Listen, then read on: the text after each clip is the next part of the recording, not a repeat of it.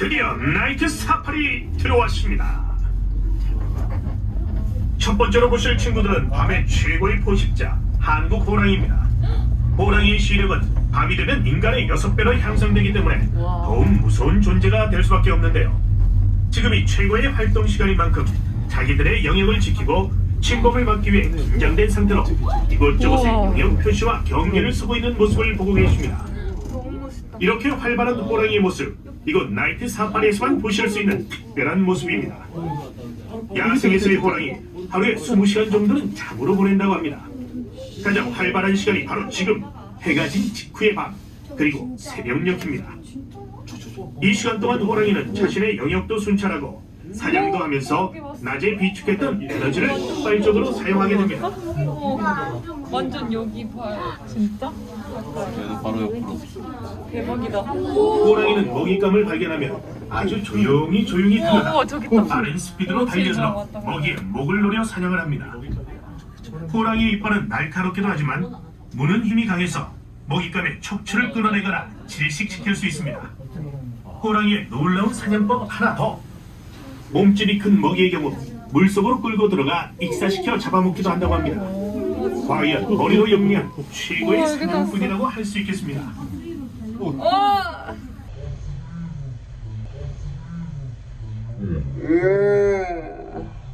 우리나라에서는 이제 사라져버린 호랑이들. 왜 사라지게 되었을까요? 첫째는 인간들의 호랑이 사냥, 둘째는 호랑이가 살 땅이 없어졌기 때문이라고 합니다. 자, 이번엔 멋진 그러네. 여기다. 태양을 상징하는 동물 사자를 만나보러 출발해 보겠습니다. 나 싸는 거 찍은 거 같은데. 사자들이 낮에 사냥하는 모습을 다큐멘터리에서 많이 보셨기 때문에 혹시 호랑이랑 다르게 잠을 자고 있지는 않을까 걱정하시는 분들도 계시겠지만 걱정은 여기까지. 밤이 되면 사자들이 더욱 신나게 힘을 가시어 다닙니다. 그래서 더욱 활발한 사바나의 모습이 연출되는 시간입니다. 자, 그럼 이번에 나이트 사파리의 핵심 아프리카 사바나 서식구역으로 들어가 봅시다.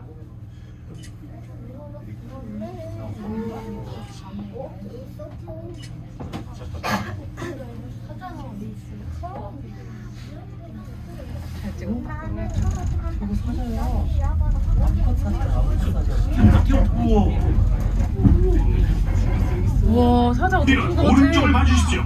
여기 하이에나가 있네요. 사자와 다툼이 일어나지 않을까 걱정이 되는데요.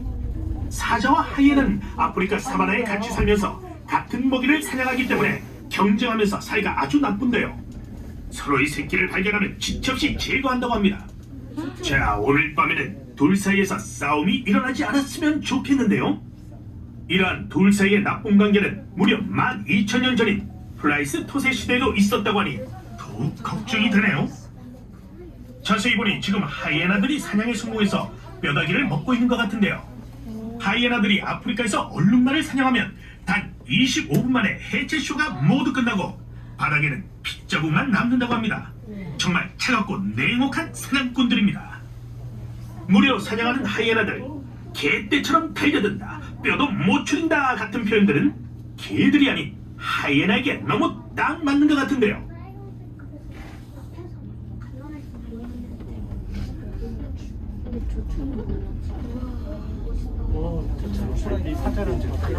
나이트 사파리 이제 본격적으로 사자들 무리속으로 들어가 보겠습니다.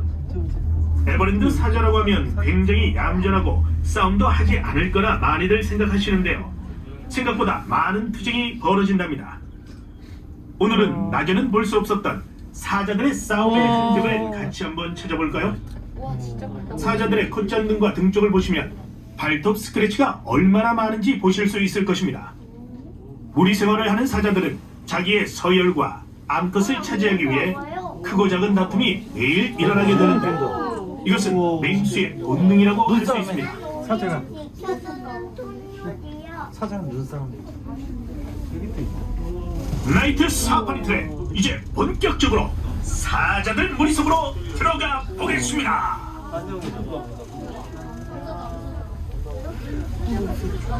나이트 트랩의 점점 맹수들이 사냥한 모습을 다양하게 만나볼 수 있는 것인데요. 오른쪽을 봐주십시오. 사자들이 사냥에 성공한 것 같습니다. 먹잇감을 다 먹고 남은 가족을 볼 수 있는데요. 사실 직접 사냥을 한 것은 아니고요. 맹수들은 무언가 뜯고자 하는 본능이 아주 강하기 때문에 사육사들이 특별히 생가죽을 준비하여 사자들의 본능을 깨워주는 인리치먼트를 시행하고 있는 것입니다. 사자도 다른 맹수들과 마찬가지로 밤에 사냥하는 것을 더 좋아합니다. 특히 사자가 사는 아프리카 초원 지역에는 그늘이 별로 없기 때문에 한낮에 사냥하는 것이 더 어려운 일이기 때문입니다.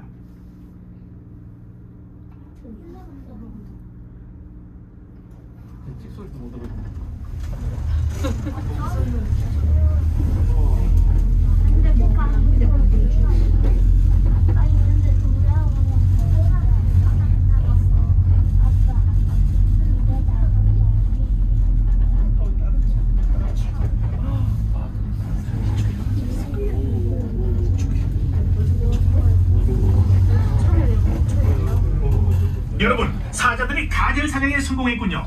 사자들은 무리를 지어 사냥을 하는데요. 먹잇감의 종류에 따라 사냥하는 방법이 달라집니다. 우와 진짜 멋있다. 가젤과 같이 작은 먹잇감을 사냥할 때는 몰래 숨어서 기다렸다가 가까이 다가오면 덮쳐서 사냥을 하고, 버팔라와 같이 몸집이 큰 먹잇감을 사냥할 때는 몸을 숨기지 않고 무리가 먹잇감을 포위하며 사냥을 한다고 합니다. 사냥에 성공하면 우선 먹잇감의 척추를 끊어 마비 상태로 만들고 입과 코 쪽을 물면서 질식을 시키게 됩니다. 주로 암컷이 대형을 쪄서 사냥을 하고, 수컷은 사냥보다는 영역을 지키는 역할을 많이 하는데요. 사자의 세계는 매우 위계가 엄격해서 가장 서열이 높은 수컷이 먹이를 먼저 먹고, 서열에 따라 차례로 사냥한 먹이는 나눠 먹습니다. 사바나 서식구역 사자 사파리 재미있으셨나요? 낮에는 볼 수 없었던 여러가지 사냥의 모습과 흔적들 많이 만나볼 수 있었는데요. 이번엔 어떤 맹수가 여러분을 기다리고 있을까요? 나이트 사파리 다시 출발합니다.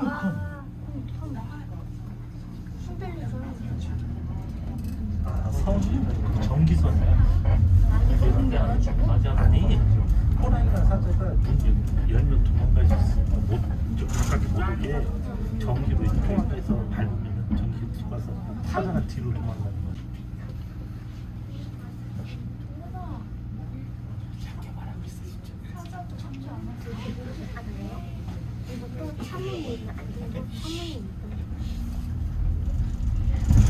이번엔 정글북의 실제 주인공 한국 호랑이와 같은 듯 다른 외모의 소유자 인도 벵갈 지역의 고양이 벵갈 호랑이를 만나보겠습니다. 우리나라 호랑이와 어떻게 다른지 움직이는 호랑이를 직접 관찰하며 함께 찾아볼까요? 한국 호랑이와 다른 점을 찾아보셨나요? 한국 호랑이의 줄무늬가 모두 이어져 있다면 벵갈 호랑이는 줄무늬가 끊어져 있는 모습을 보실 수가 있습니다. 벵갈 호랑이는 더운 지방 인도에서 온 친구들이기 때문에 털의 길이가 짧고 몸집이 작은 것이 특징입니다. 조심하십시오. 한국 호랑이에 비해서 덩치는 조금 작지만 여전히 사냥 본능은 엄청납니다. 오른쪽에 있는 호랑이들을 봐주십시오. 태어난 지 1년 반 정도밖에 안 되는 어린 개체들 두빗과 나래라는 친구들입니다. 맹수들의 빠른 성장 속도 실감이 되시죠? 호랑이들은 보통 2살 정도면 어미로부터 독립을 해서 스스로 살아나가기 때문에 이제 거의 성체로 자라나고 있다고 보시면 되겠습니다. 혹시 호랑이의 한강에 대한 이야기를 들어본 적 있으신가요? 운이 좋으면 빛의 방향에 따라 더욱 밝게 빛나는 우리 호랑이들의 안강을 보실 수도 있는데요. 야생에서 밤에 호랑이를 만나면 자동차 헤드라이트인가 하고 헷갈릴 정도로 아주 크게 보이고 엄청난 공포가 밀려온다고 합니다. 이번엔 전설 속 동물 신비한 백호를 만나볼까요?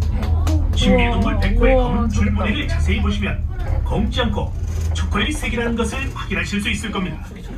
그리고 눈의 색상은 신비한 사파이어 같은 푸른 빛을 띠고 있는데요. 백호들은 인도의 야생에서 발견된 하얀 호랑이가 시조로, 안타깝게도 야생에서는 그 흰 빛깔 때문에 먹잇감의 눈에 빨리 띄기 때문에 사냥 성공률이 좋지 않아 살아남기에는 불리해 동물원에서만 살고 있죠. 신비의 동물 백호, 백호의 눈과 마주치면 아주 좋은 일이 생긴다고 하는데요. 이렇게 어둑어둑할 때 백호의 눈을 마주친다면 더 좋은 일이 더 많이 생길 것 같습니다. 자, 오늘 특별히 나이트 사파리를 찾아주신 여러분, 백호의 눈을 보며 좋은 기운 많이 받아가시기 바랍니다. 자, 이제 나이트 사파리의 마지막 하이라이트, 곰 친구들 만나러 갑니다. 곰은 밤에도 낮에도 모두 활발하게 움직일 수 있는 동물입니다.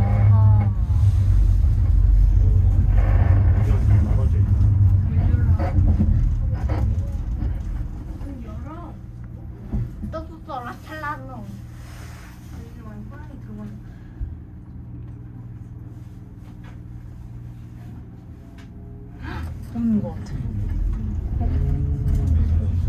이거 진짜 고민의 녀석이야? 그러니까. 사자. 무서워. 사자 뭐야? 사자 뭐야? 누가 소리를 해보지? 공수 사자. 이게 반대로 가는 거야, 지하철. 우리가 절로 들어왔었잖아.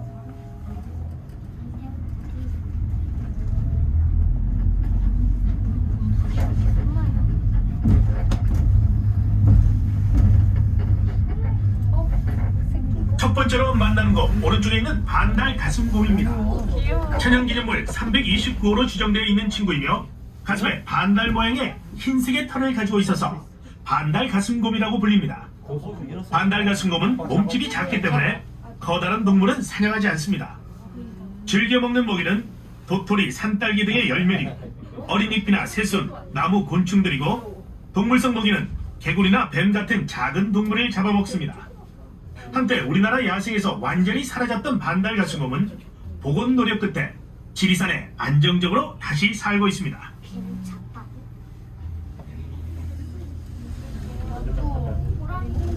첫 번째로 만나는 곳, 우와, 저 엄청 크다. 이제 유라시아 대륙의 지배자를 만나볼 차례입니다.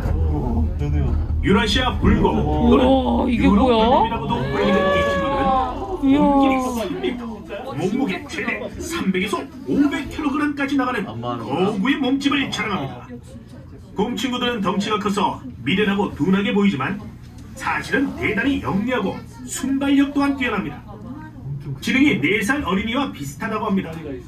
숲에서 곰을 만나면 곰이 덩치가 커다랗기 때문에 느리다고 예상하고 빨리 뛰어 도망갈 수 있다고 생각하시는 분들이 많은데요. 세계에서 가장 빠른 사나이 우사인 볼트가 냈던 최대 순간 속력이 시속으로 하면 시속 45km, 곰들은 보통 시속 50km로 달린다고 하니 곰들이 얼마나 빠른지 아실 수 있으시겠죠? 자, 지금 사파리 곳곳에 사육사들이 만들어 놓은 여러 놀잇감들을 보실 수 있으실 텐데요. 이처럼 영리하고 신체 능력도 좋은 곰들을 위해 사육사들이 매일 놀잇감을 제공하는 윈리치 몬트와 원활한 건강관리와 인지 자극을 위한 긍정 강화 훈련으로 세밀하게 관리를 해주고 있습니다. 바로 지금 가을은 곰이 영양분을 비축하는 시기입니다. 하루 종일 먹이를 찾고 먹는 채집 활동을 하게 되는데요. 실제 야생에서는 적극적으로 사냥을 하는 경우는 적고 먹는 것의 70%는 각종 열매, 물고기, 곤충이라고 합니다. 저렇게 큰 곰이 썩은 나무 껍질을 벗겨 그 아래에 있는 벌레 유충이나 개미집을 먹는 것이 참으로 귀엽습니다. 하지만 사냥을 할 때는 아주 무서운데요. 지금 보시는 불곰은 앞발 힘이 아주 세서 작정하고 사냥감을 치면 척추가 부러진다고 합니다. 목 뒤나 주둥이를 물기도 한다고 합니다. 생각하니 와, 아주 무섭죠? 왼쪽을 보시면 사육사들이 철로 만들어 놓은 놀잇감이 매달려 있는데요. 곰들이 몇 번의 앞발질로 저렇게 엉망으로 만들어 놓았답니다. 참고로 아까 만나봤던 벵갈 호랑이의 앞발로 치는 힘은 800kg, 한국 호랑이는 900kg, 불곰들은 무려 1200kg의 앞발로 치는 힘을 가졌다고 하니 정말 무시무시하죠? 곰은 사냥을 하게 되면 한 번에 먹는 것이 아니라 이끼나 나뭇가지나 흙으로 덮어서 숨겨두고 며칠에 걸쳐서 먹는데요. 냉장고에 보관하듯 온도가 낮은 흐르는 물속에 보관하는 경우도 있다고 합니다.